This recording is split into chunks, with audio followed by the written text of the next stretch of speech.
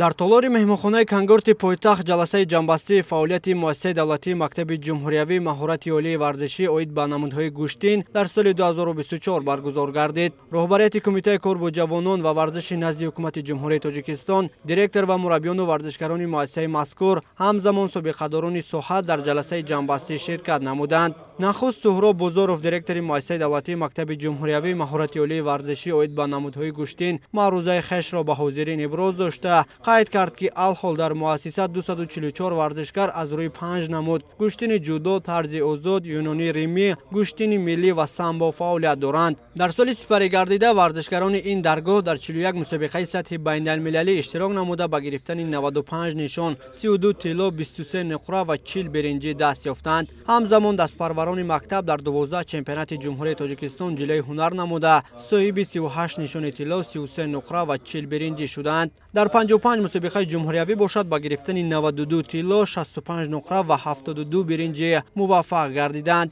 дар идомаи ҷаласаи ҷанбастӣ сармураббии гӯштини тарзи озод Абдурозиқ Олимов ва сармураббии мунтахаби ҷудо Муҳаммадмурод Абдурахмонов аз натиҷаи дастпарварони хеш дар соли 2024 ёдоварӣ карданд.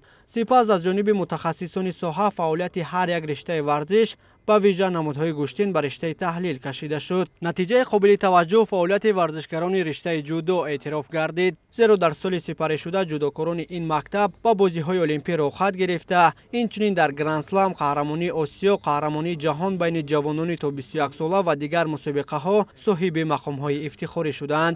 ҳамзамон натиҷаҳои варзишгарони риштаи гӯштингирӣ дар нахустин қаҳрамонии ҷаҳон ва дастовардҳои варзишгарони гӯштини тарзи озод дар мусобиқаҳои байналмилалӣ ва чемпионати ҷаҳон аз мадди назари масъулини соҳа дур намонд. аз ҷониби таҳлилгарон фаъолияти гӯштини самбо дар соли 2024 андаке нигаронкунанда маънидод шуд, зеро варзишгарони ин намуд натиҷаҳои хубе ба қайд нагирифта, инчунин дар аксар мусобиқаҳо бо сабабҳои гуногун ширкат карда натавонистанд. дар идомаи ҷаласаи ҷанбастии фаъолияти муассисаи давлатии Мактаби ҷумҳуриявии маҳорати олии варзишӣ оид ба намудҳои гӯштин, собиқадорони соҳа ва мураббиёну масъулин оид ба сафарбаркунии саривақтӣ ба машқҳои дастаҷамъӣ, фароҳам овардани шароити хуби тамринӣ ва дигар мушкилиҳои ҷойдошта табодули андеша карда, ҷиҳати саривақт бартараф намудани онҳо тадбирҳои зарурӣ андешида шуд. роҳбарияти Кумитаи кор бо ҷавонон ва варзиши назди ҳукумати ҷумҳурияи Тоҷикистон таъкид намуданд, ки ба натиҷаҳои соли гузашта набояд қаноат кард ва дар соли ҷадид моро зарур аст, ки дастовардҳои хешро бештар намоем ва ҷиҳати муаррифии Тоҷикистон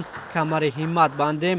ҳамин тариқ дар поёни ҷаласа як қатор собиқадорон, мураббиён ва варзишгарон барои фаъолияти пурсамари хеш бо нишонҳои сарисинагии 50-солагии муассисаи давлатии Мактаби ҷумҳуриявии маҳорати олии варзишӣ оид ба намудҳои гӯштин ва сипосномаҳо қадршиносӣ гардиданд. директори муассиса Суҳроб Бузоров бо сипоснома сарфароз гардида, баъди фаъолияти чандинсола бинобар сабаби гузаштан ба вазифаи дигар, масъулияти роҳбарии муассисаро ба нафари дигар вогузор кард. тавре гуфта мешавад, ҳамакнун дар идома ба ҳайси директори муассисаи давлатии Мактаби ҷумҳуриявии маҳорати олии варзишӣ оид ба намудҳои гӯштин Парвиз Собиров фаъолият хоҳад кард.